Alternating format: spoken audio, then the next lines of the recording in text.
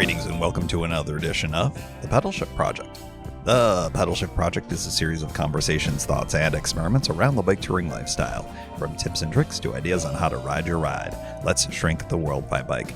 Show notes and more are available at pedalshift.net/288, and you can email the show at pedalshift@pedalshift.net or text me at 202-930-1109 and check Pedalshift out on all the socials as well.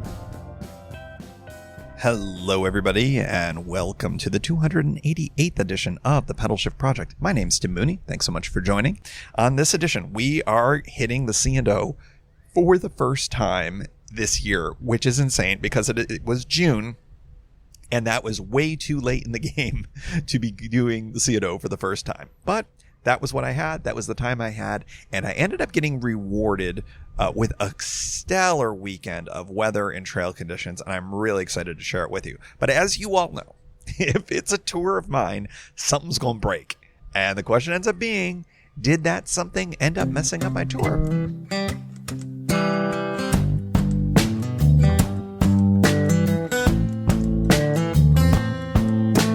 Good evening.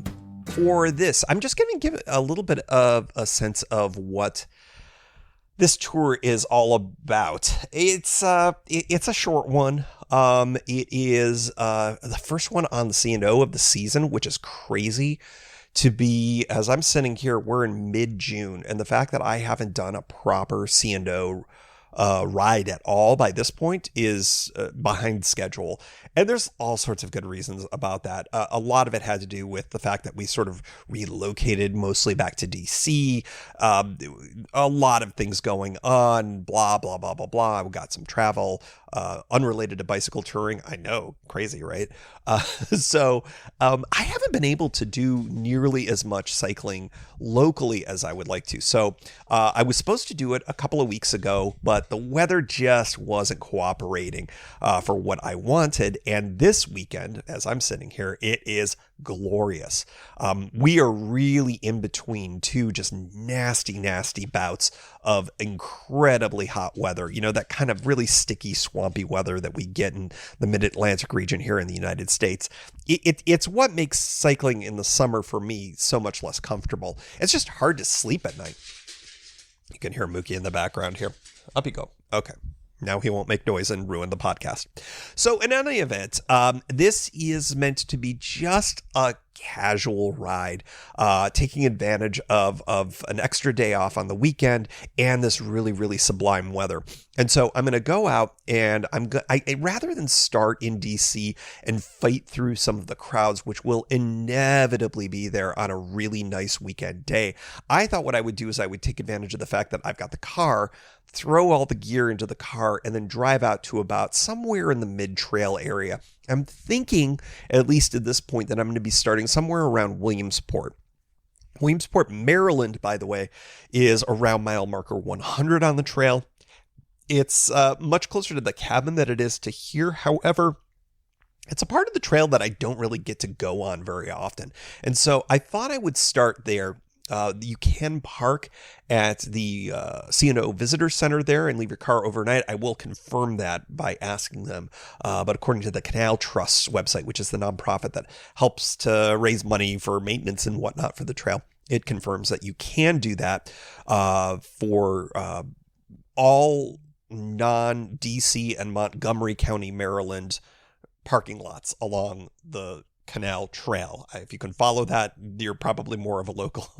Otherwise, that was a little incoherent, I think. So in any event, I will be parking there, gearing up. I'm basically already packed up from the scuttled trip from a couple weekends ago. I'm just going to basically have the bags all ready, throw them in the car and go sometime in the morning. Be out there probably midday, around noon or so. And so that gives me really, 7-8 hours until the sun goes down, which is way more than enough than I would need for the amount of miles that I intend to put on.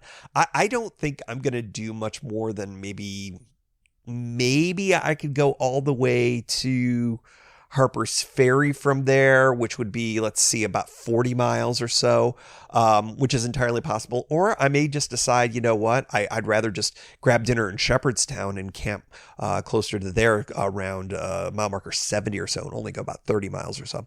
But in any event, it's meant to be a little bit of a shakedown for the big bike. Like I said, have not ridden it on the trail at all this year. And it's been really fun to ride it around. It has stayed here in DC throughout the majority of the time during COVID when we've been out at the cabin. So as a result, I just have not really ridden it all that much. And it's just so funny to get on it again after having ridden the Brompton a lot over the last few months and the Goblin mostly in the fall and then as my trainer through the winter. It's fun to be back on this bike. It's a big reminder of like, oh, this is a bike that actually fits me. And oh, this is the full size touring bike. And wow, it is, there's some power here. It's like sort of being in a subcompact car and jumping into a burly Ford F-350 or something like that. It's like being in a truck for the first time in a while. So it's kind of fun.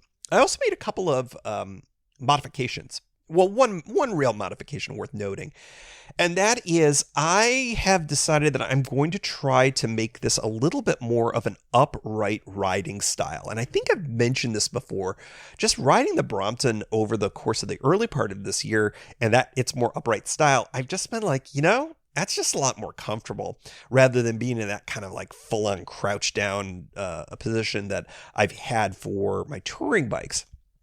So what I did was I purchased a new stem for my handlebar, and it is an adjustable one, and I just adjusted it as tall as it can go for the butterfly handlebars that I have on the Safari. And it was fine. It raised it up a little bit and it was just fine. And I was happy with it. And I had the right spacers and everything was great and fine. And then I sat there and I looked at my old stem and I thought, I wonder if I can do something with this. And I realized that I had enough room on the I should know the actual, I think it's is it the stem? I should know the names for these things and I don't. People think I'm a gear person and I'm really not. Anyways, that thing that sticks up that you screw the handlebar stem into, that thing, yeah. I have room for the old one and the new one combined. And that allowed me to screw in basically a utility bar, which now has my mirror attached to it. Previously, my mirror was attached in a hokey, unusable way with frickin', it was awful. I shouldn't even tell you what I did. I mean, I was using zip ties and I think a plastic fork of all things. It was really hacked together, and worse, it was hacked together and it never really worked. The mirror always flopped down. I could never use it really well. Well, now that I've got this utility bar in place, and I'll make sure that I get a picture into the show notes here. What it does is it also allows for another place to put on a light or maybe some other type of device if I want to down there. It's below where my handlebars are just because of the shape of the handlebars. But I think it works out really well, and I think it's going to give me some more utility. I had an existing bar that I was using, and it's just really a piece of 1-inch pipe, for lack of a better way of putting it. I may make it something longer so that I can slide it all the way through so that there's equal amount on both sides. Right now, I just maximized it because it's relatively short to put the mirror out as far as it could go.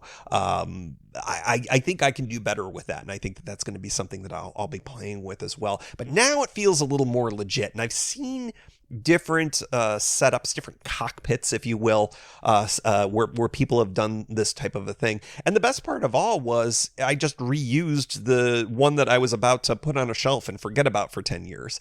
So I think it's going to work out pretty well. So is my bike a little bit of a Frankenstein? Well, it always has been. You've seen it. The front rack on the front, or the rear rack turned around on the front, all of the things that I've done on this thing to kind of make it a transporting beast.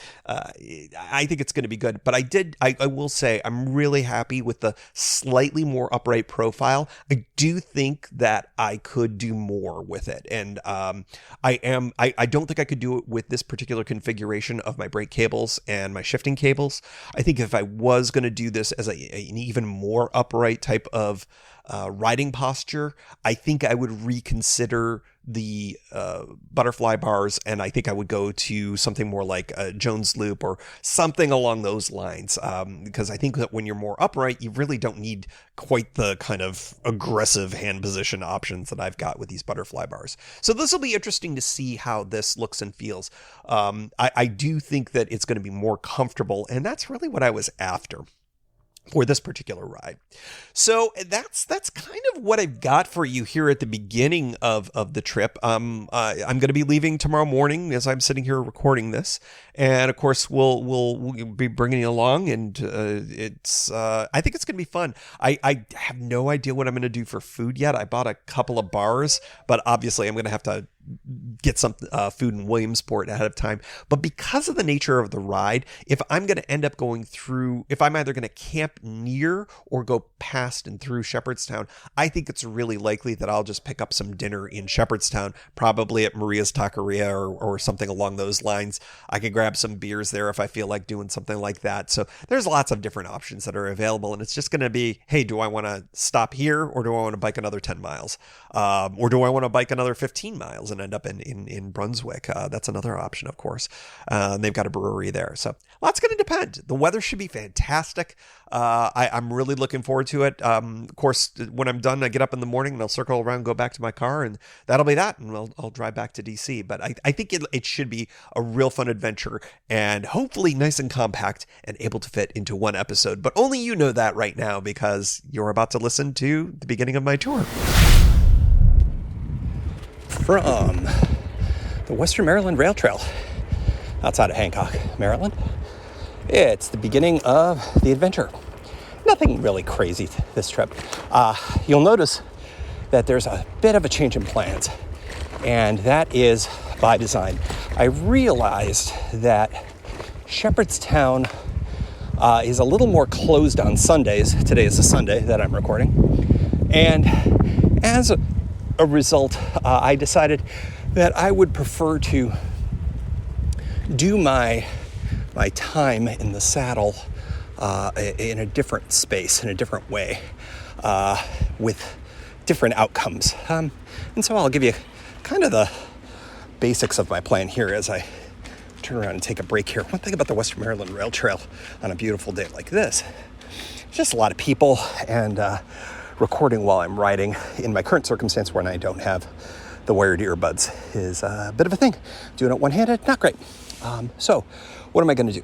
I am going to be on the Western Maryland Rail Trail just for a few miles here until I can hook up with the towpath again. There is a place to grab it in Hancock. It's just a little, it's not great. You're on a lot of grass actually for a little while there. This is the one part of the Western Maryland Rail Trail that I think is kind of a real improvement. I think it's an improvement for a lot of it, but I do like getting on the trail as quick as I can. But in any event, so I'll be on here for about a mile or two until I can get onto the towpath, get off away from people, the sun is beautiful. It's out today. The temperature's about 80 degrees. It's dry. It's so unusual for this time of year to have this perfect kind of cycling weather. But it's nice to get out from the sun just to not be exposed by it. Just perfect riding conditions. And going to be perfect camping conditions tonight too. So I'm going to go out at least as far as Williamsport. And there's a couple of camping options in that direction. And what I might do is I may end up, if one of the campgrounds looks better than another, I may make camp early and then keep riding and then turn around and come back just to do some extra miles. Or I may just go out 20 or so and call it a day then. Or conceivably, if I'm just like loving riding and I don't feel like stopping at all to make camp, I may go past Williamsport and camp somewhere in between there. Lots of different options. I'm not gonna stress about it since the camping is plentiful in every 5 miles or so. give or take, for this part of the trail. The one fun thing about this is going this direction rather than towards the Pawpaw Tunnel is this is a section of trail that I'm usually slogging through. It's the end of my second day, and I'm usually just kind of like, just ready to get it over with. And to be able to do this section of the trail fresh, I thought would be kind of fun. And I haven't ridden this part of the trail in quite some time, so I'm looking forward to doing that. Just so perfect out, and just so grateful that I've got the time to be able to do this. Of course, I wish I had the time to do the full trail, but just family stuff, the ability to kind of get the days in a row, it's just not possible on this trip. But I am dreaming up a trip for late summer, very late summer, probably September, that I think will be of interest to all of you. It would be mostly new to me, not all new to me, but I think it would be kind of a fun trip, and that's what I'm kind of angling at. So that's what part of my think space on this ride is going to be all about that. All right, well, enough gaggling, enough yakking. Let's get some C&O going. Let's get some camping going. It's been way too long.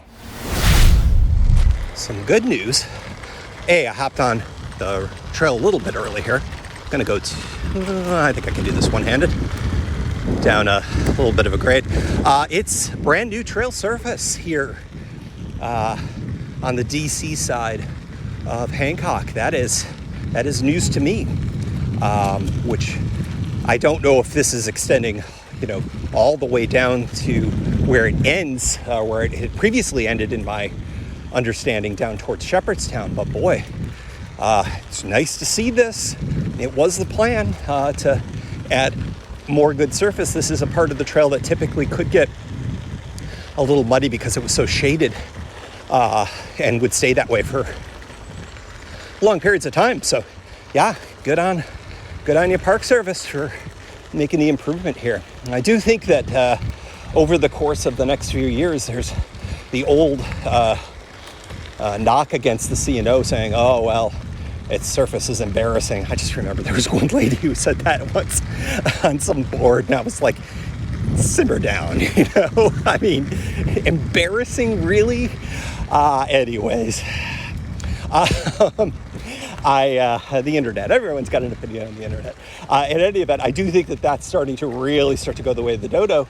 And it's comparable to or better than the gap-in spots, I would say. So it's an exciting element to those of you who are looking for a little more of a curated, groomed kind of an experience, as opposed to more of the bike packy style that the trail has been. For you backpackers, maybe you'll find this to be a little too groomed and manicured.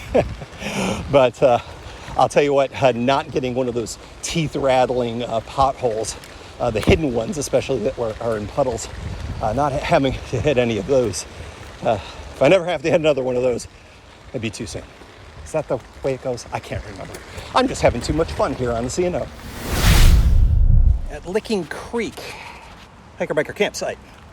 Thought I'd give you a little bit of a soundscape of what it's like to pump water at one of these C&O pumps. Last campsite there wasn't a handle on. Usually means that it tested bad. This one's looking all right. It's got the handle on, and I'm not gonna put in a lot. I'm just putting enough to dilute my half a bottle of Gatorade. I got orange Gatorade because I didn't have grape, the only true flavor.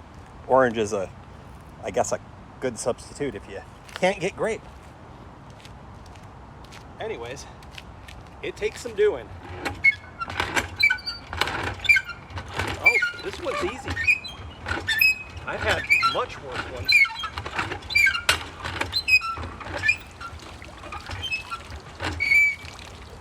That's not bad at all.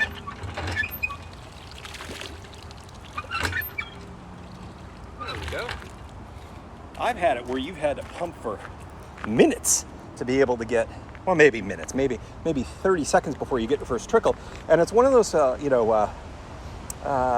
vacuum pumps, basically. You gotta keep the pressure going. As soon as you stop, the water falls back down into the well. But the reason why I did this is, I don't really care for the flavor of the iodine in this water. And over time, it does make me feel a little But I wanted to dilute this Gatorade anyways, So I figure it can't be that bad. So let's see how we go. Taste test. Not bad.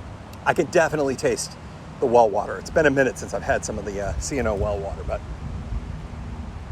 totally drinkable. And what it does is it just gives me a full half liter, I guess that is, or close to it. That is, half Gatorade, half water, or roughly thereabouts, which means that I've got a full liter of city water that should be plenty for me tonight. I've got some cold brew coffee already made that's on ice. Got a couple of beverages I'm not technically allowed to have here on Park Service land, but it's sparkling and delicious. That's all I'll say. And that'll be for tonight. I'll drink some water, obviously, but this gives me plenty of water to be able to do my return trip. Of course, I can use this. I can drink this stuff. It's perfectly potable. It's by design. It's just, it's not my favorite. So this is what I'll drink probably for the rest of my riding today.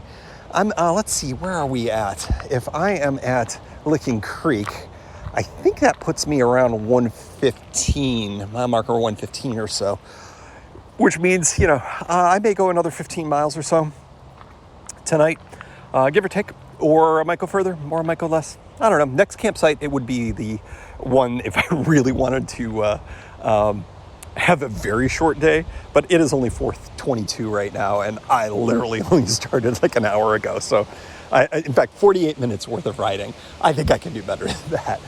But I may consider actually pitching camp there and then doing a longer ride and then turning around and returning. That's certainly in the realm of possible. So, yeah, it's one of those... I don't have a plan. Look at me, not planning. I know, right? Just past North Mountain. Let's see here. North Mountain, yep. And hiker-biker. And there are folks there and a fairly decent-sized group. And I am not in the mood for interaction tonight.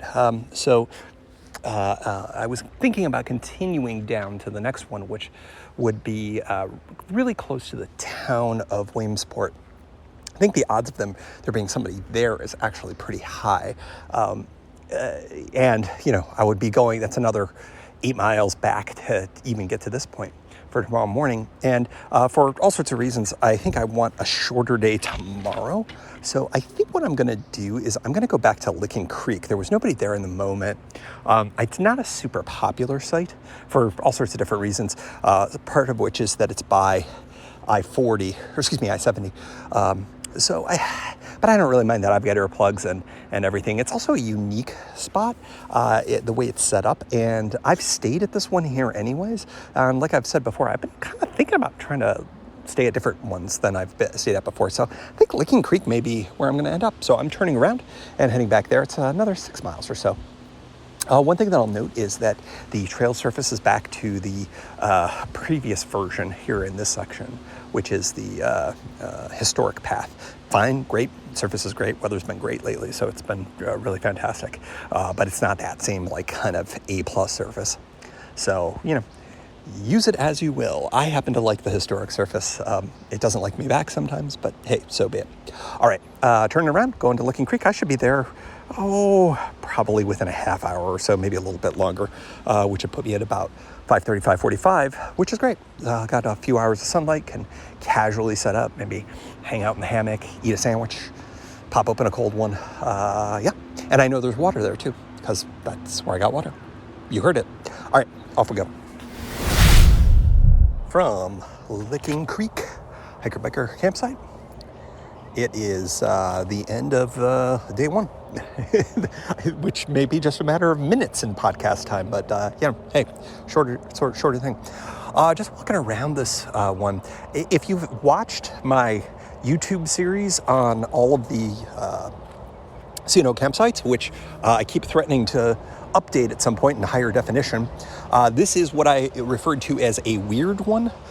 Because the campsite is down, set down, and the water and the porta potty is up above at trail level. So it's one of those ones where there's a little bit of separation. There's an even weirder version of this one where the bathroom is quite a bit down the trail. for reasons I can still never figure out. This one is a weird one also because its placement is not ideal. I guess this would be the one that maybe you'd go to if you were coming from Cumberland and you picked up supplies in Hancock and decided to go past Hancock for your night. Something that I wouldn't necessarily recommend, because then of course you don't have Hancock to get to in the morning if you wanted to grab something. Flip side of that is you're only a matter of like a couple of hours of a ride from Williamsport, which just doesn't have as convenient amenities, quite frankly, compared to where Hancock is, where it sits relative to the trail. So it's just kind of all up to you. The other thing about this one is that this is very much in a spot where folks who ride the Western Maryland Rail Trail to bypass this section would totally miss this campsite, which is another reason why there's nobody on it right now, which to me is a bonus. I'm noticing some kind souls have left some some firewood, which I may take advantage of if I can pull together enough stuff to start it with, kindling-wise. It's a good site. It does appear like it's going to be pretty buggy tonight, so I don't know how long I'm going to be able to be out. There's a great spot for a hammock, which is another opportunity for me. I can get my tent set up and then also do the hammock and kind of sit in that for a bit. That's always frickin' joy. But for the moment, I'm just chilling. It is a little bit before 6 o'clock, so what do I have? I probably have about 2.5 hours worth of sunlight to play around with, so plenty of time. I've got a book to read, I've got podcasts, I got music. I've been listening to a ton of music on this ride. By the way, speaking of 2 hours of riding and about 22 miles mileage wise, so pretty fast.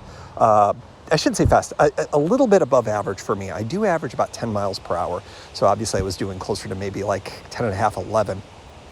Which is great, and makes sense. On this bike, I'm just faster, which should kind of go without saying. It is just it's built for that, and it's just nice to be on it again, quite frankly, and great to be on the trail. I mean, I just loved everything about today.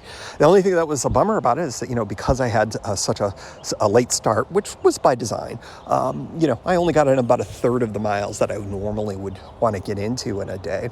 But that's all right. This wasn't meant to be a mileage kind of a trip. This was meant to be a get out and just stretch the legs a little bit, camp on the C&O for the first time in a while. I don't have as many miles to get back to my car tomorrow. It's pretty close. It'll be less than an hour, and that's fine. If I want to do some more miles, I could certainly do that. We'll just see what it's like tomorrow morning when I wake up.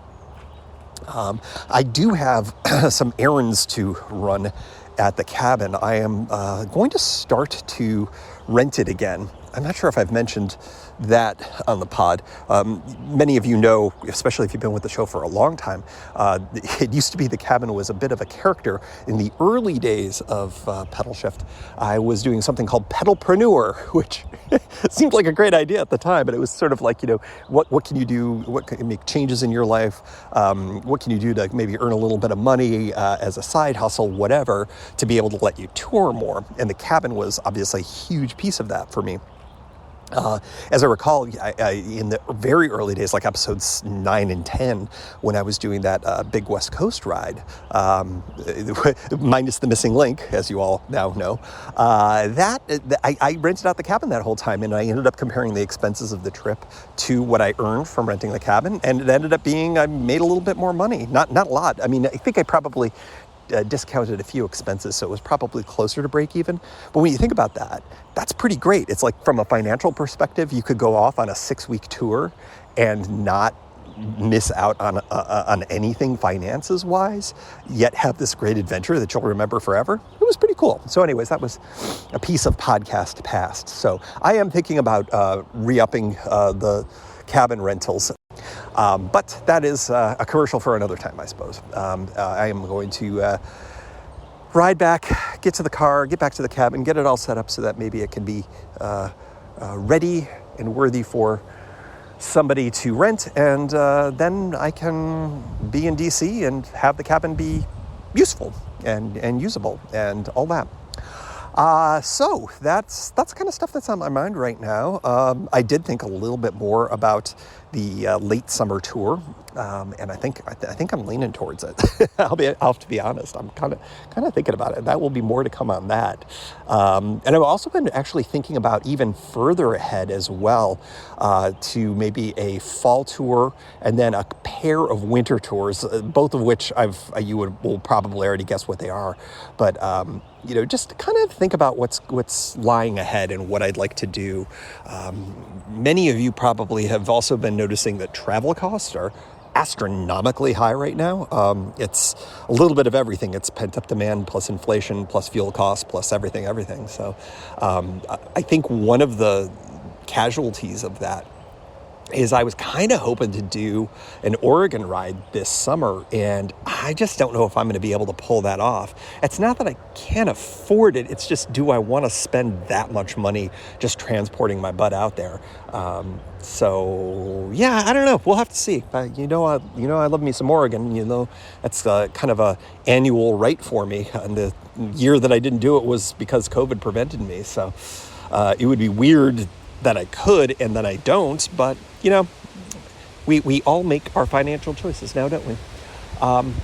I cannot impress upon you enough how beautiful of a day it was today. The breeze, I'm not sure if you're picking it up, going through the trees above me here. Just one of the most beautiful days I've ever had here on the trail. This is the kind of weather you don't get at this time of year. It's usually just oppressively muggy and hot, and you deal with it. It's fun in its own way. But to be in the upper 70s right now with a breeze and no humidity, you just don't get that on the trail. It's just so great. This usually I have to wait until fall. Quite frankly, really late September is when we get temperatures that are kind of more like this. So I think it's just going to be a tremendously comfortable evening to sleep, and really almost even a bit chilly tomorrow morning. I do have gear to handle that if necessary. I'm in shorts and a t-shirt right now, but if necessary, I will wear long pants tomorrow. So that was a bit of stream of consciousness for you. I'm here at the end of riding. Maybe I'll check in one more time. Will I have a fire? Will I be in the hammock? Only time will tell. Breaking news. More like broken rack. Holy smokes. The bottom of my rack has sheared off. This is an Ibera rack that I've been using for a while. It is not the stock rack that comes with us. I've kind of half liked it. It's a little more low profile than the stock rack that came with the bike, but she broke.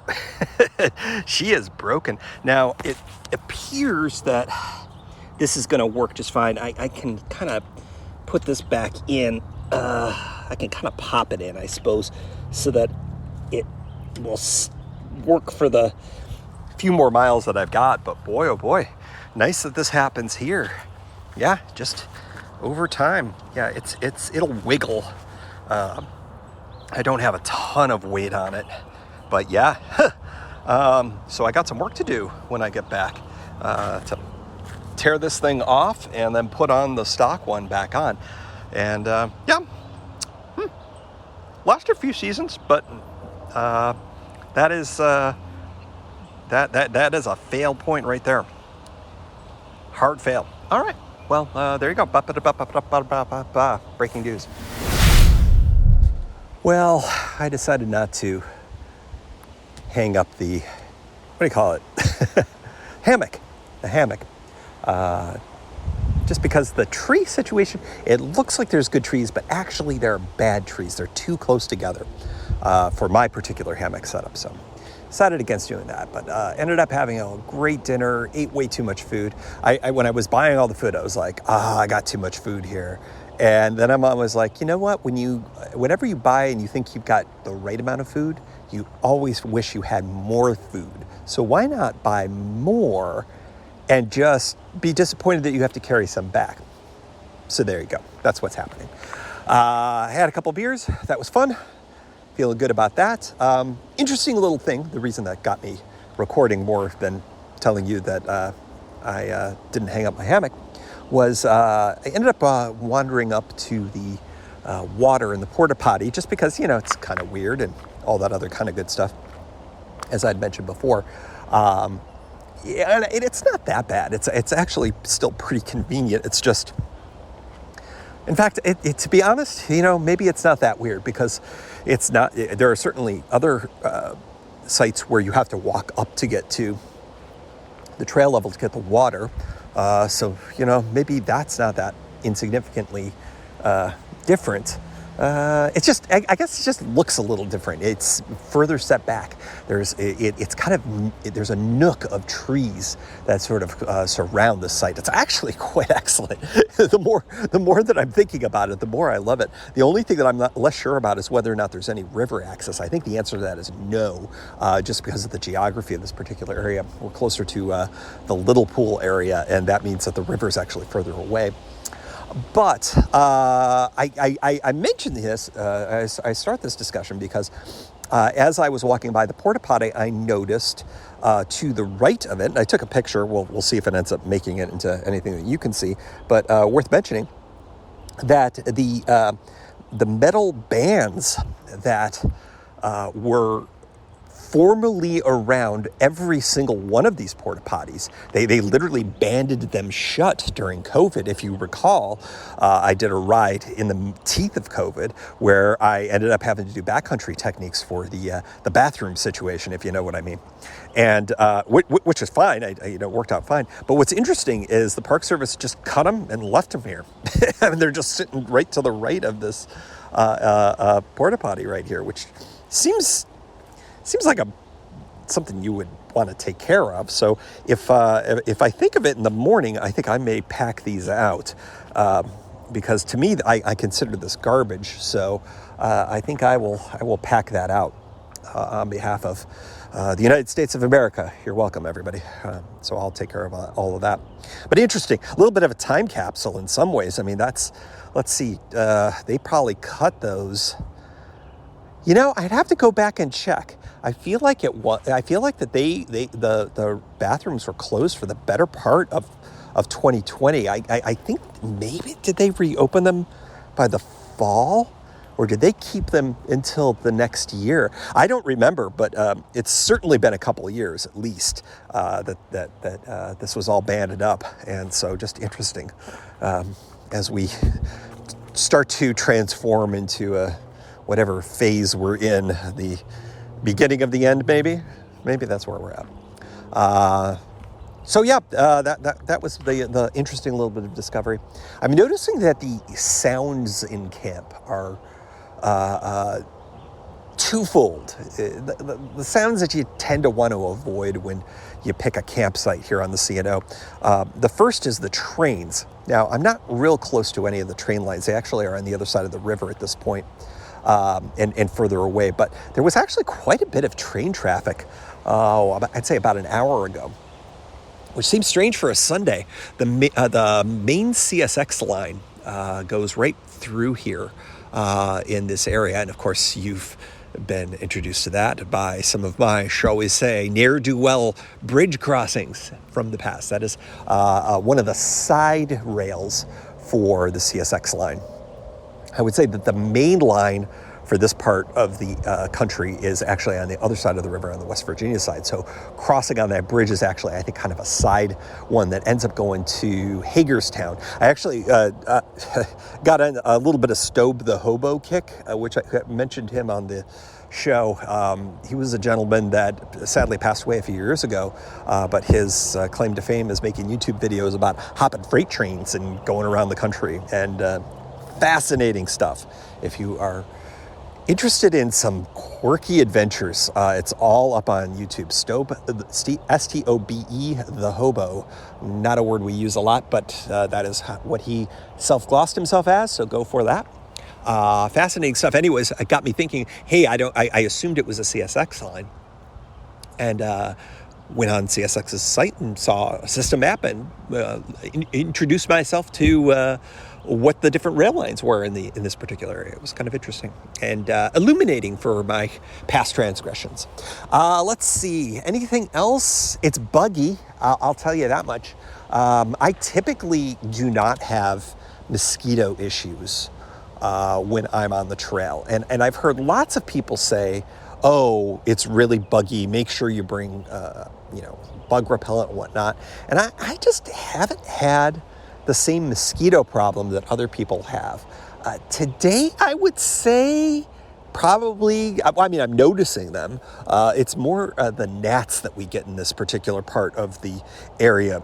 At the cabin I live up.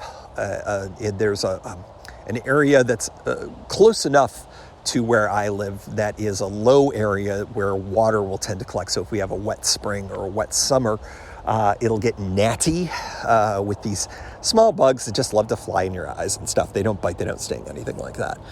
That's the kind of stuff that I typically find to be the case here in this area and on the trail. But tonight I am noticing a few more mosquitoes. I didn't bring any bug repellent because I rarely do on the trail.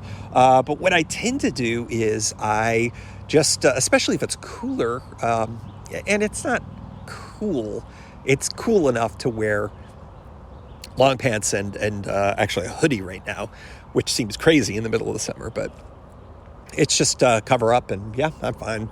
Occasionally a dumb gnat will fly in my eye and so be it.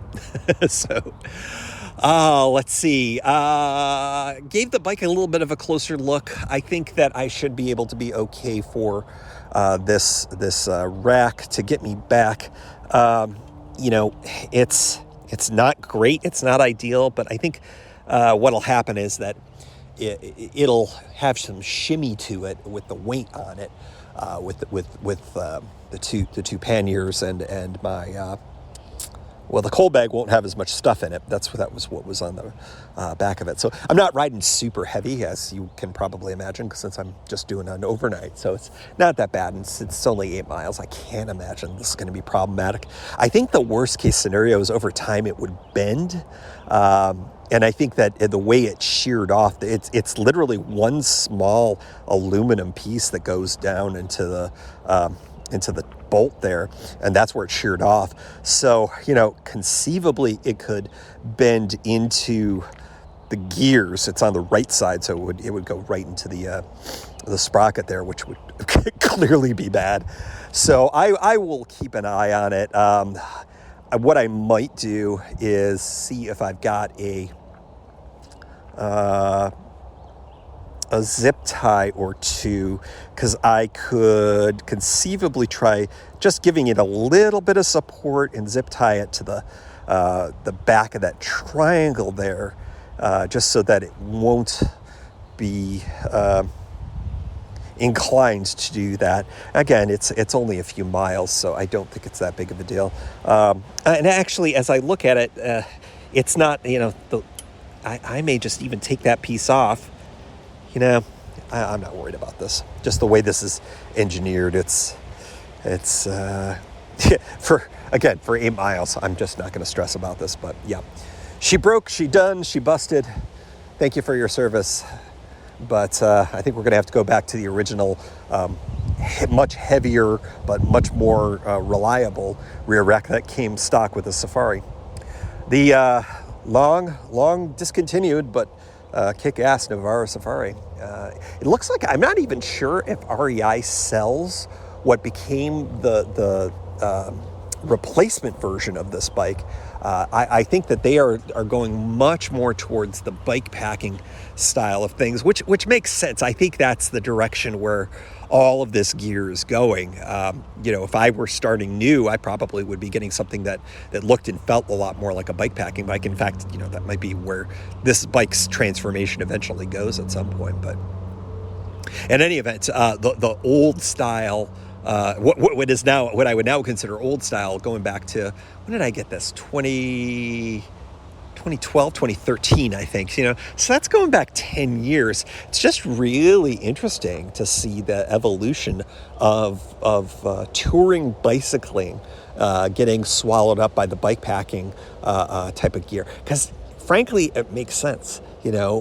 Bike packing can be used for road touring if you've got the right tire, if you're not going with really aggressive tires and whatnot. So it does make sense. And I am not the type to shake fist at the sky. I've always been kind of into the the concept of riding later and all of that. So yeah, it's just interesting to see that the old school touring bicycles, the expedition style that I kind of dug back in the day, that like the Safari, that they just don't really sell them stock like that anymore. You can still build stuff like that. You can still get expedition bars or butterfly bars, or whatever you want to call them, and throw them on your bike and do that. And so yeah, it's all still in the realm of possible. But I do think it's really interesting that the branding, the movements, the everything that is bike packing has definitely started to move in there, and that's great.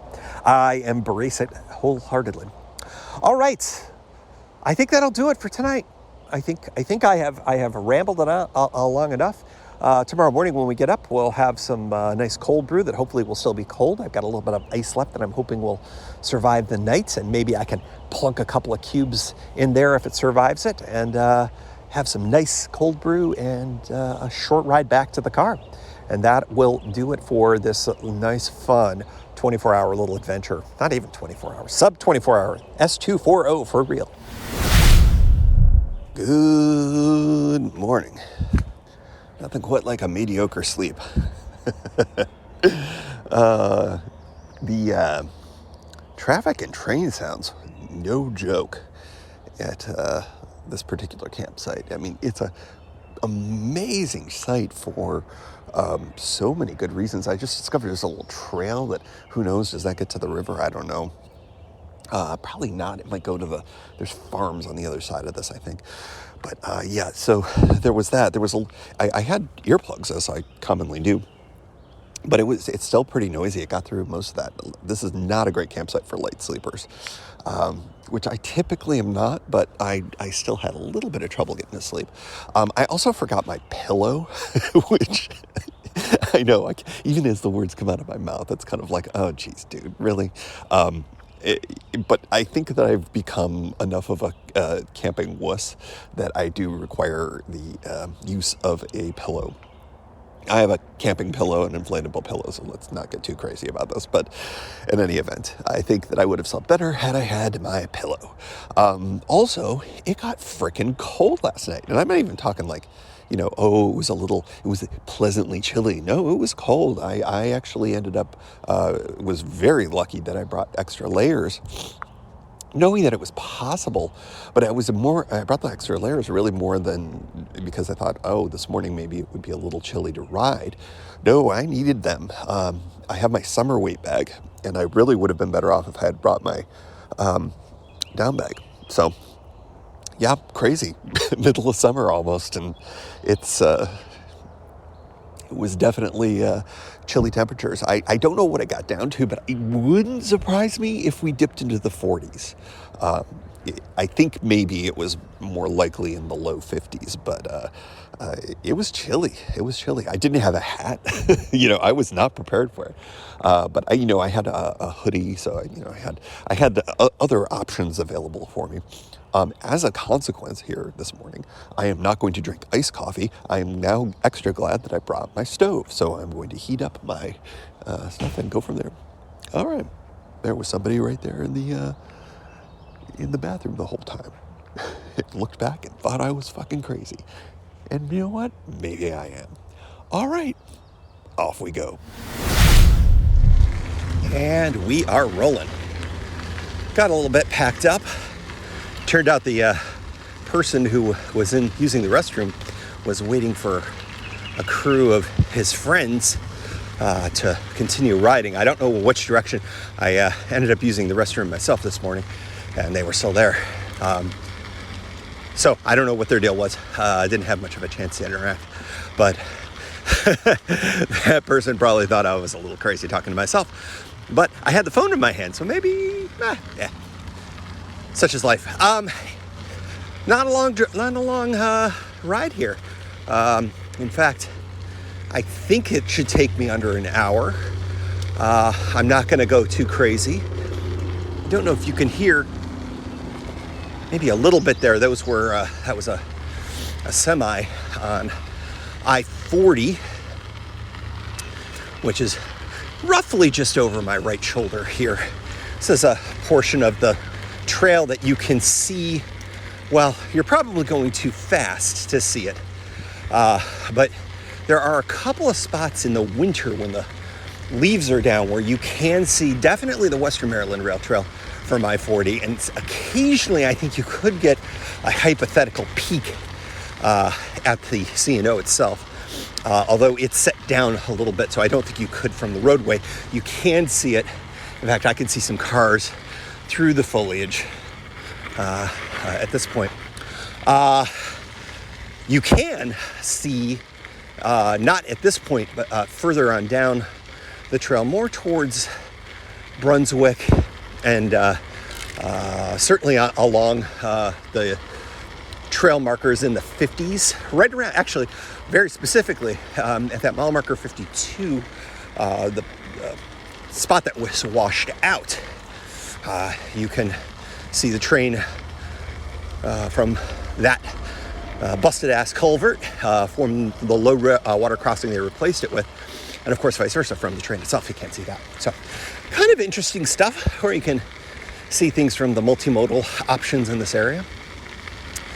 Trail surface conditions here, very good. I would say it does look like it has gotten the treatment, or at least some kind of resurfacing. However, it's not that good thick resurfacing, because we do have the kind of two-track situation where you've got the the grass in the middle strip here.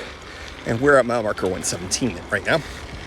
So, a lot going on this morning. Overcast skies, still pretty chilly. We're in the low 60s, chilly for this time of year, but really comfortable and nice. I've kept my layers on. I'm wearing all wool on top. I've got a short sleeve underneath a long sleeve, and figure I'll wear this long sleeve for as long as it makes sense. It may be the whole way, who knows. It's certainly not going to get hot. I kept the long pants on, mostly for the mosquito situation in the morning. Once I fired up my stove, they came flying because of the burn of carbon gases. They can smell that. It's just like they smell the CO2 coming out of your breath. Boy, they come running when you burn a stove. But had a fair amount of coffee, so I am caffed up like crazy. I brought more coffee than I thought I did. I figured I might as well drink it all, so I did. And all's good. Tent did well. I forgot to mention that I brought the newer version that I have of the Alps Zephyr 2, which has been my tent of choice for, years now. We're going on, is it 8 years? Yeah, 8 years. This is 8 years. And that first one lasted 7 seasons, 7 seasons, with some pretty heavy use. I have to say, I do like the new version. Very, very similar setup. It'll be interesting to see if it lasts as long, if the manufacturing is as good as it was. The one thing I don't like about it is it's not stealthy, just like the other one wasn't. Is it better? No. As you recall, I painted the orange fly green on the old tent, and I've kept that, of course. So I think that I would bring the old fly, which is a bit of a problem because the old fly was really kind of having problems with zippers and a whole bunch of other things, which is why I got the new one.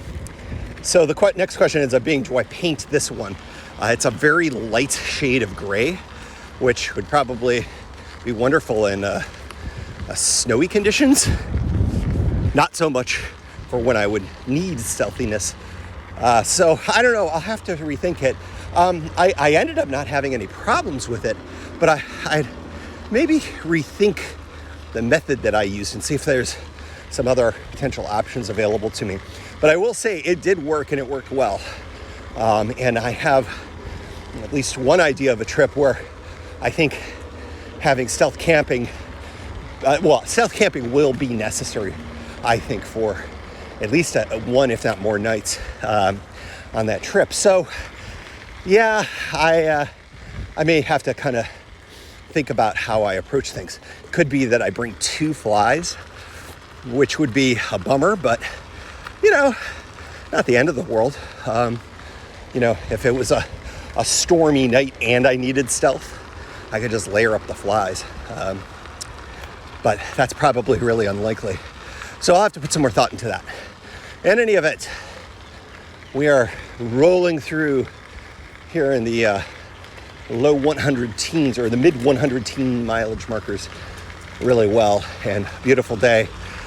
Short riding day, but such is life. I got things to do. All right, more to come. Just a couple miles out from Hancock now. I thought I'd mention that the trail, the new resurfacing, the thicker resurfacing, the gap style resurfacing, starts about 5 miles out from Hancock, which, kind of makes some sense. I wonder if they're going to redo all the trail towns, about 5 miles in each direction, just as a way to get started. The real challenge, of course, is going to be going Cumberland side of Hancock. There are access points, of course, all the way to Cumberland, but it is a substantially more rural section of the trail, wildernessy, in fact. So I would think that might be the last section if they do it at all. Interesting to note for you C&O heads, such as myself. And I am at the point where I got on the trail last time here at the visitor center. I think I'm just going to stay on the trail since I know it's been resurfaced. I threw it under the bus a little too early, it seems. So let's check it out, see how the C&O is all the way into Hancock. All right, more to come. And that will do it. I am all packed up, and I'm sure you can hear the difference. I am in the vehicle, de la crasse, and rather than take the bike apart, I have it kind of half hanging out the trunk. I have my bike rack for the car back at the cabin, so another good reason to go to the cabin after this trip. What a fun little adventure. Nothing crazy. One thing I'll note is as I was rolling up to the car, seeing how many people are out on the trail right now. This is kind of prime time. Obviously, the weather was freaking amazing, but there were multi-people tours that were rolling through Hancock this morning, which is great to see. I haven't seen this many people on the trail since before COVID. And I think that's my big takeaway is maybe we're kind of back. There was a scouts tour. There was a bunch of other people that were local, the classic kind of, small groups of 3, large group tours. That felt really good to see. I'm happy that I was able to get my campsite to my lonesome last night, as I sometimes like when I'm on the trail. But I do like the fact that there's going to be more of an opportunity to maybe kind of like hang out, meet people down the line when I'm kind of more in the mood for such things. So if you are thinking about doing the trail, and some of you have reached out, I actually put this one out on social last night from the campfire. Oh yeah, by the way, I did a campfire. I forgot to mention. After I closed out for the night, I ended up deciding to do the campfire, and I was really glad I did it. It looked good. It smelled good. It felt good. It was really just nice to have. But when I put that out, there were a bunch of people that kind of said, "Hey, I'm coming out on the trail." So I'm glad to see that people are going to be coming out this year on the C&O. It's great. It's fantastic. The whole vibe was amazing. Ask me again in the middle of a thunderstorm or when there's mud or whatever. When I think my line for the C&O is always, "I love the C&O. Sometimes it does not like me back." So anyways, that's going to be a wrap on this particular edition. It was fun. I can't wait to get out on the trail again. And as always, we like to close out the show with a special shout out to the Pedalshift Society. Because of support from listeners like you, Pedalshift is a weekly bicycle touring podcast with a global community, expanding into live shows and covering new tours. If you like what you hear, you can support the show for $5, $2, or even $1 a month. And there's one-shot and annual options. If you're not into the small monthly thing, check it all out at pedalshift.net/society. On to the society.